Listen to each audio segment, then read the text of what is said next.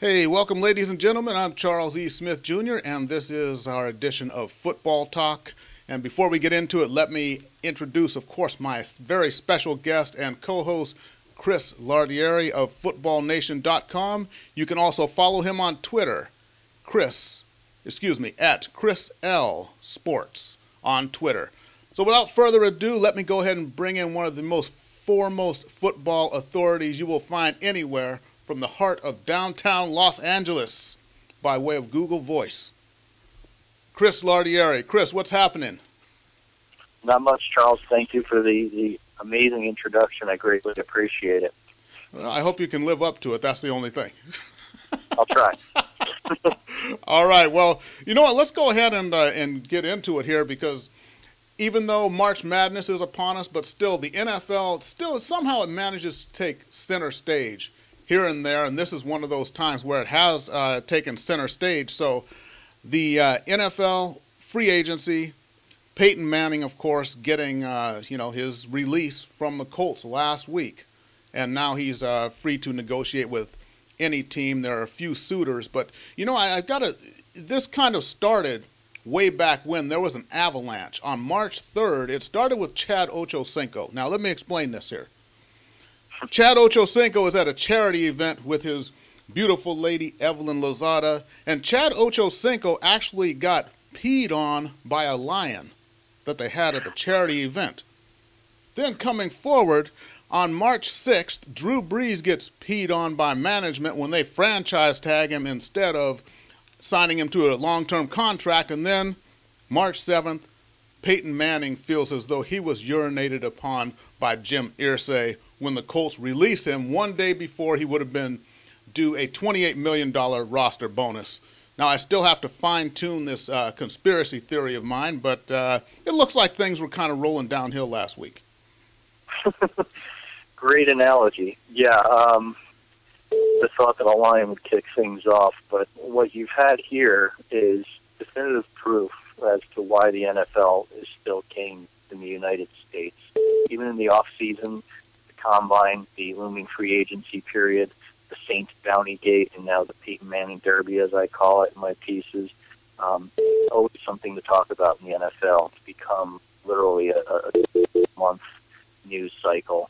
Maybe heading into training camp in late June, early July, it gets a little quiet. But, I mean, these stories alone, one dwarfs the other.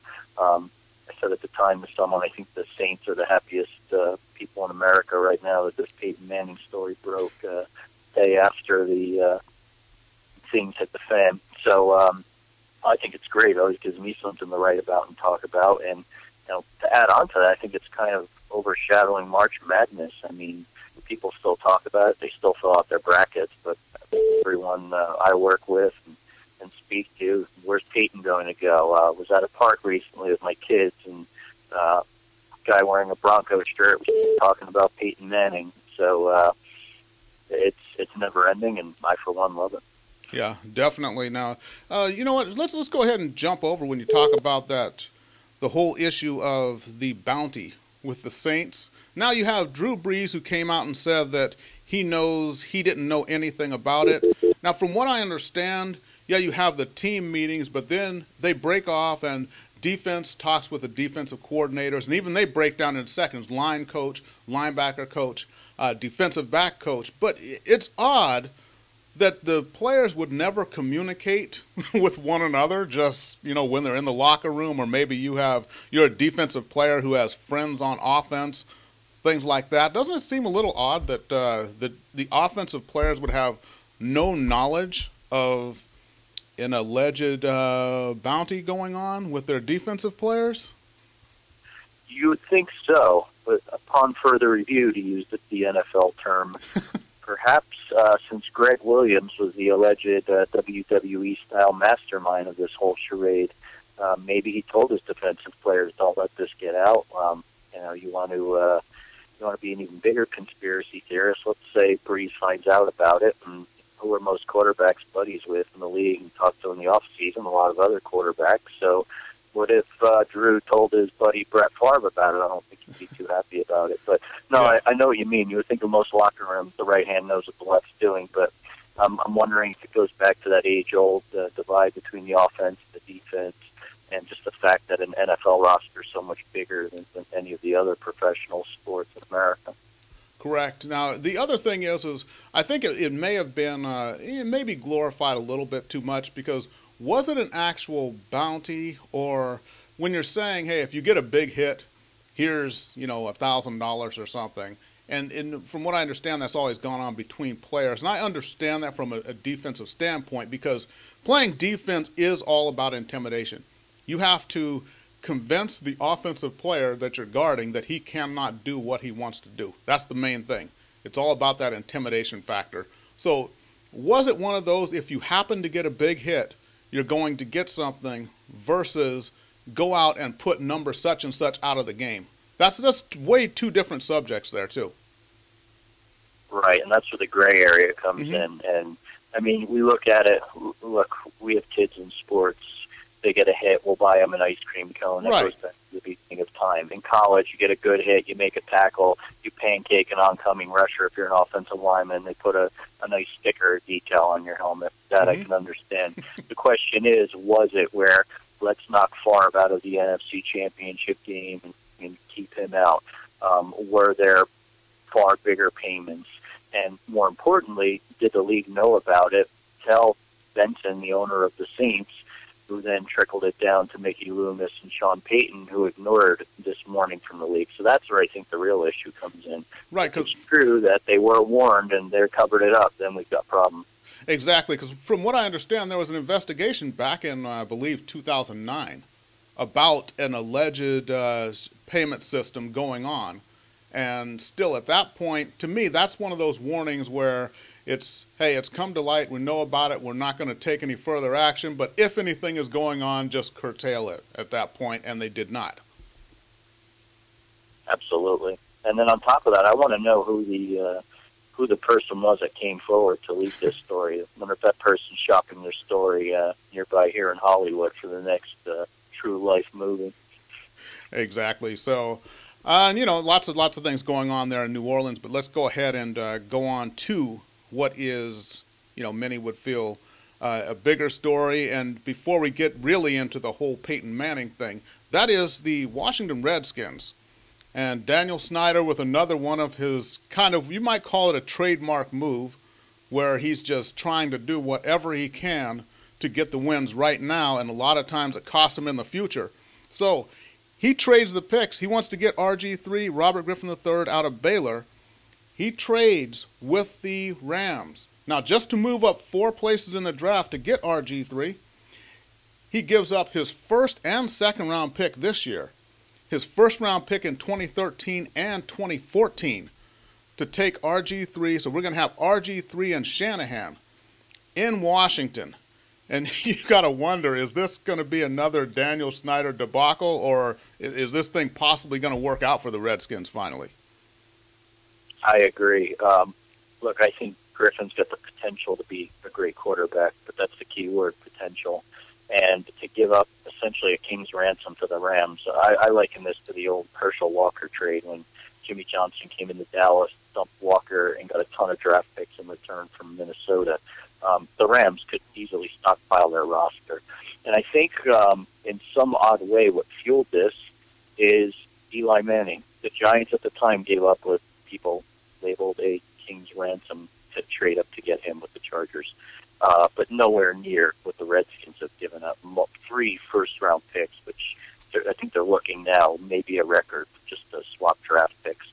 And you're mortgaging your entire future on this guy, which, hey, maybe they've got him rated highly. He had a great combine and so forth. But my question is, who's the poor guy going to throw to on the Redskins? Santana Moss and anyone else?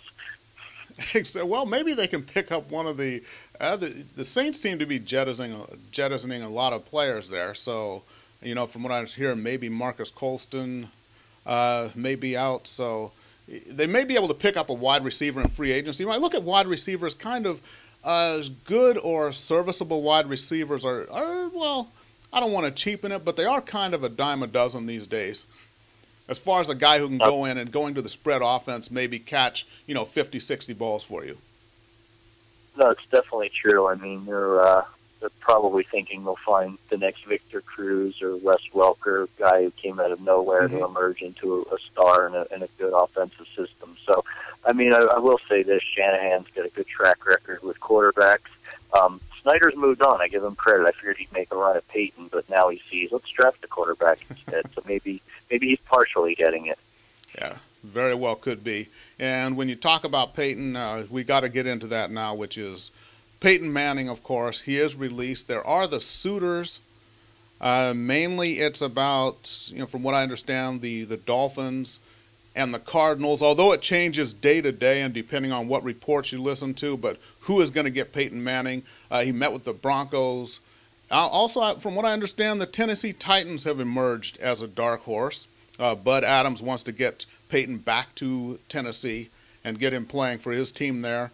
But, you look at the Cardinals, the advantages are pretty much, it goes without saying there. He met with them for 6 hours on Sunday. And from what I understand, first the cars that pulled up, Peyton Manning comes in, Whisenhunt comes in, and right behind them, of course, is Larry Fitzgerald. Can you blame him? Yeah, he supports the quarterback he has now, but he just wants to oversee the meeting. Let's just see how things go here. Make sure things don't get out of hand. Right, he wants to make sure any potential offense designed around Peyton Manning would get him the ball. I understand the concern. Exactly. So, what do you think about that, though? Where would be the best fit for Peyton Manning? And also, I hear that Frisco is going to have problems re-signing Alex Smith, and I hear the Seahawks are interested. But when you look at Manning, from his standpoint, I think you want to go into a place where the offensive line, for one thing, is solidified, and plus you got targets. So you got Fitzgerald in Arizona, but then in Miami, they got Jake Long there at left tackle who can take on any rusher. And you got Brandon Marshall downfield also. So those would look to be kind of the two likely spots I think he was going to wind up. I agree. And the day Manning was released, I wrote a piece for Football Nation where I basically said, don't count out the Cardinals. And that's my dark horse pick. Mm-hmm. I know they don't have a Jake Long at left tackle to protect his proverbial blind side like they do in Miami. However, with a little salary cap maneuvering and some drafting, I mean, if you bring Peyton Manning in, I think you pretty much dedicate your free agency and drafting efforts to shoring up that line. I don't think the Dolphins should be rolled out. I know ESPN likes to follow him around from day to day on this great tour he's doing, but he hasn't met with the Dolphins yet. But I don't really take too much stock in that. He lives down in Miami. Maybe he's talked to them on the phone. They don't want to make a big deal out of it. It was interesting to me that the Broncos came into play, and everyone seemed to think late Friday night, early Saturday, that they were suddenly the leader in the clubhouse. John Elway and John Fox have really made a run at him, and what they're saying is Tebow's not their quarterback of the future, which might surprise some people, but I think longer term they need a quarterback in there. They don't want to run a glorified high school offense with Tebow. So that's one interesting takeaway from this, regardless of what happens, the side effects with the whole Tebow mania in Denver. But the points you make, I think, are very valid about Arizona. On top of that, they've got a beautiful dome stadium. Climate's a lot nicer. Fitzgerald is one of the, if not the best receiver in football. They're an up-and-coming team, and you know what? Playing in the NFC West, they'll get their 8 home dome games plus one at St. Louis. There's 9 in the dome, which Peyton likes, and I know the 49ers were a tough team this year, but outside of that, it's a very winnable division. So that's someone were to put a gun to my head, I'd say the Cardinals are the contender right now. Yes, and I would think that too. And just when you look at the whole thing of he's throwing to Fitzgerald, and just looking at the sheer point of numbers, when it comes right down to it, how good are the defensive backs he'd be throwing against in the NFC West? You're throwing against those DBs, throwing to Larry Fitzgerald with Peyton Manning to Fitzgerald. And Fitzgerald, he's doing what he's done. And you look at the quarterbacks that he's had, throwing to him other than Kurt Warner. It hasn't been exactly, a gallery of superstar quarterbacks throwing to Fitzgerald, but he still gets the job done week in and week out. And plus, being in that stadium, I've been there for games, and you look at that being a dome stadium, but still has a grass field that they actually wheel out of the dome service the grass, and then roll it back in and play football games on it. But it is an incredible stadium. I don't know if you've been to that Phoenix Stadium, though. I actually was last year. I saw the Giants play there, and I've been to a number of NFL stadiums, and I have to say that's at or near the top of my list. It's beautiful. The whole grass thing is something to see until you see it in person. It's almost surreal. And on top of that, they've got a really great fan base there. People I met were really nice, and judging by the scenes I saw on TV over the weekend, he had a little bit of a welcoming committee there. They really want him there. You know, another thing to remember is Ken Wisenhunt's a great offensive line. He used to be at the Steelers. Correct. And the last time he had a quality quarterback there in Arizona, they made it too and nearly won a Super Bowl.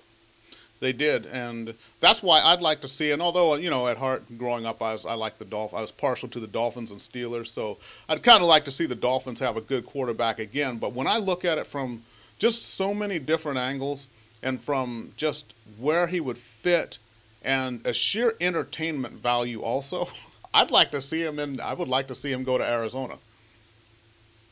Definitely, same here. And on top of that, one more thing to consider, Charles. Miami already got LeBron. They don't need Peyton to. That's true. And also with Miami's quarterback situation, you know, Matt Moore started playing well the second half of the season there. So when I looked at Miami, to me, they were in a bit of a conundrum with their quarterback situation, because Moore may be someone who can sort of develop over these next couple of years.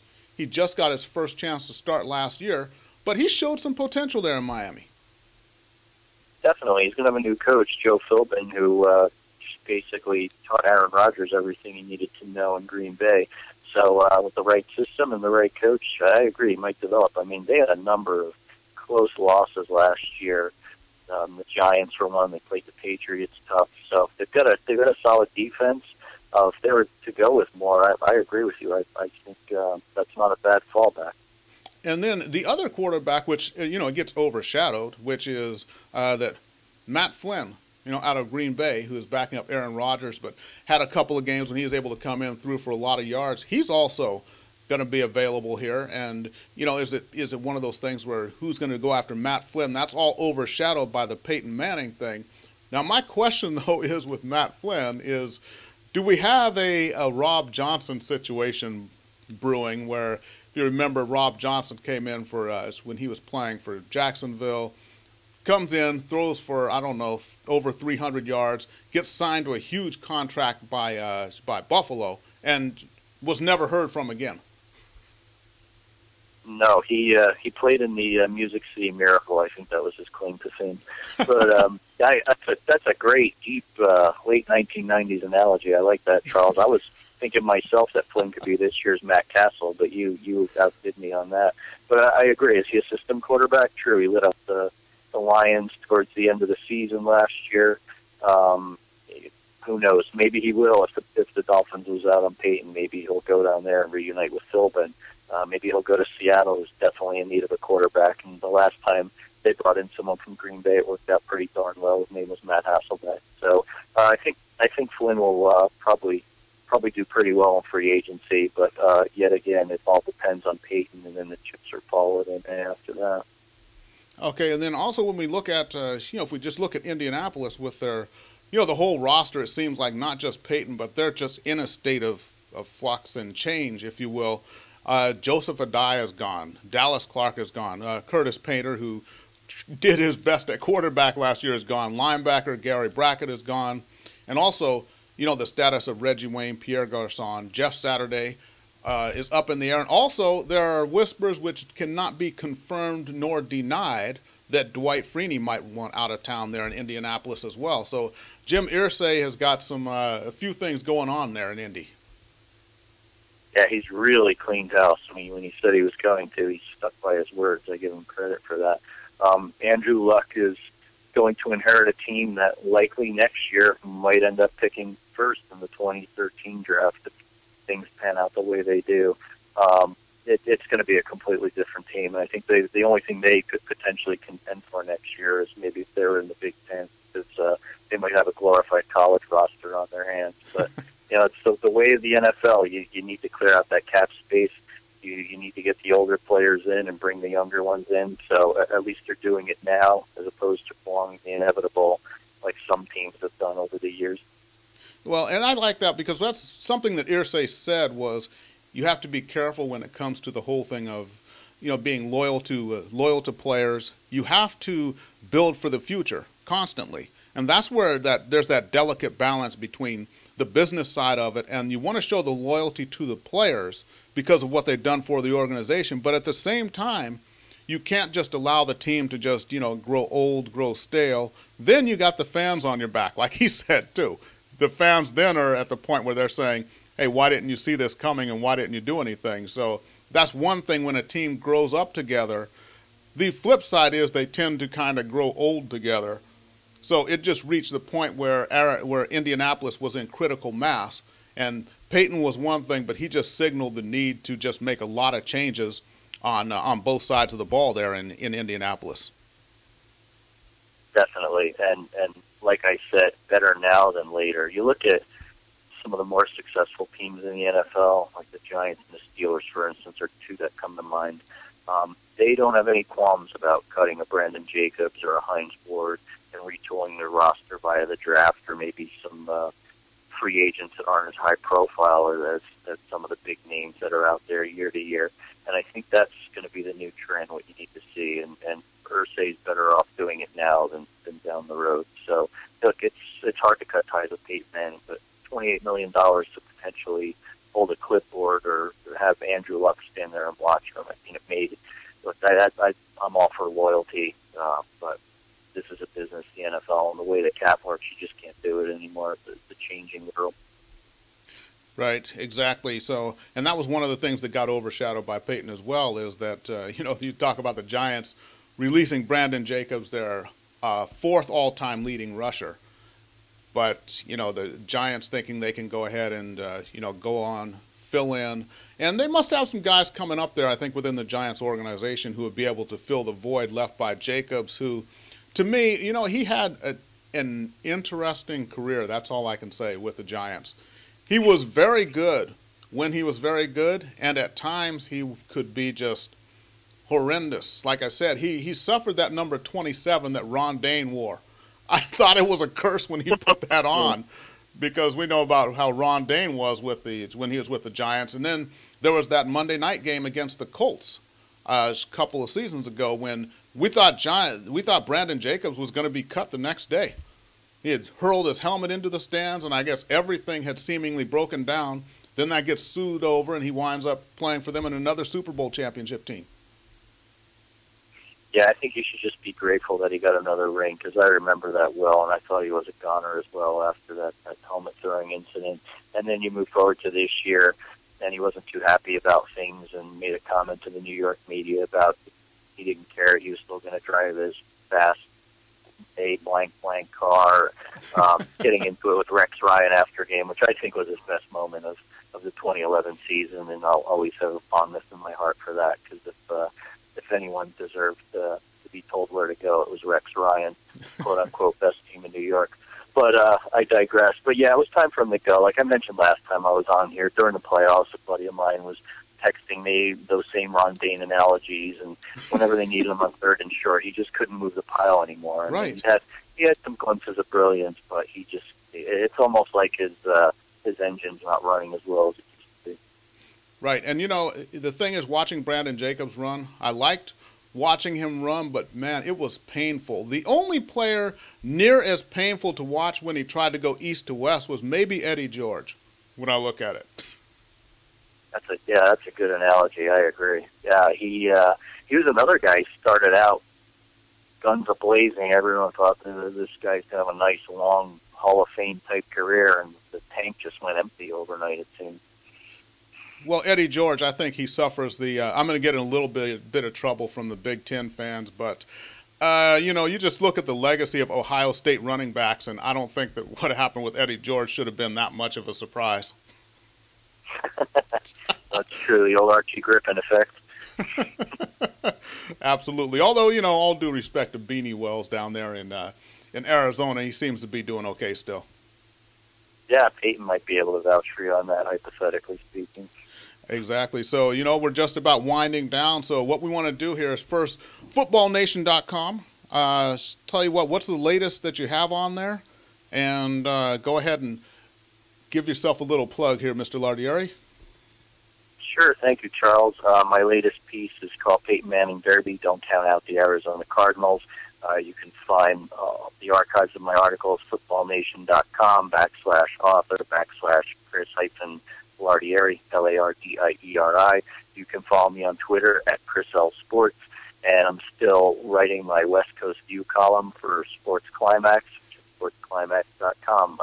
There I talk a little more about everything going on in the world of sports, not just NFL, although it seems like everything nowadays revolves around the National Football League. Okay. And, one thing, it's as good a time as any to go ahead and, announce that you and I are going to be doing a weekly show come football season. We're probably going to do one more maybe right after the draft and see how things pan out. And then we'll get it cranked up really in mid to late August and be coming at these fans every single week with all the best. And what I like about you, Chris, is just like myself, you keep it real. You're not about the hype and getting on bandwagons or anything like that. It's like whether it be popular or unpopular, you go ahead and put it out there, and that's why I like to roll with you, homeboy. Thank you, Charles, and I'm eternally grateful for this upcoming opportunity. I can't wait for the season to start. Normally, I'm excited for it like a kid on Christmas morning, but now I'm really looking forward to the season. And with that honesty and so forth, it's in my DNA. I'm from New Jersey. I can't help it. With a nod to the late great John Moncrief, I'm glad that you're brave enough to handle another Jersey-wise day.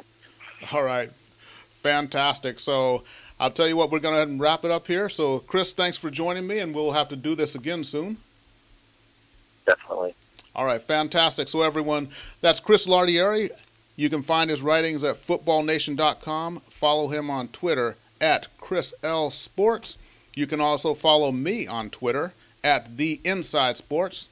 So for Chris Lardieri, I'm Charles E. Smith Jr. This has been Football Talk, and thanks for joining us.